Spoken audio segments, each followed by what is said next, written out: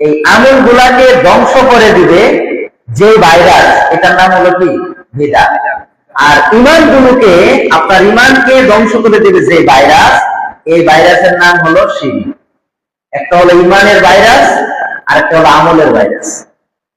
মানে একটা হলো শিরক এবং বিদআত, এই দুইটা হলো দুই জিনিসের ভাইরাস। অর্থাৎ আমরা যখন ইমান আনি, ইমান আনার পরে প্রথম কাজ হলো আমাদের নেক আমল করা।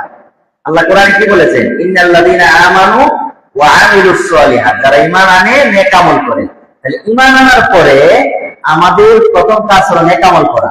এখন ইমান হলো তাওহীদের, তাওহীদের উপর নাম হলো কি ইমান।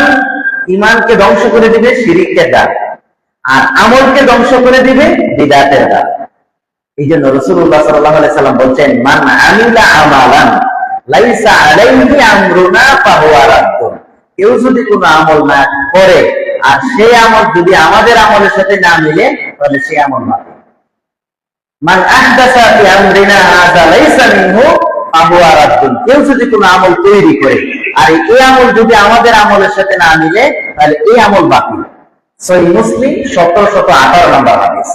তো এই হাদিস থেকে আমরা যেটা বুঝলাম যে যদি বিদআতে আমল যদি কোরআন হাদিসে না থাকে, রাসূলের ও না করে থাকে, এরকম আমল যদি আমি করি, তাহলে ওই আমল বাতিল। আমল করে ক্ষতিগ্রস্ত, আমল করে বিপদে পড়বো আমরা। এখন যদি বলি যে ওই প্রশ্নের উত্তরটা দিই,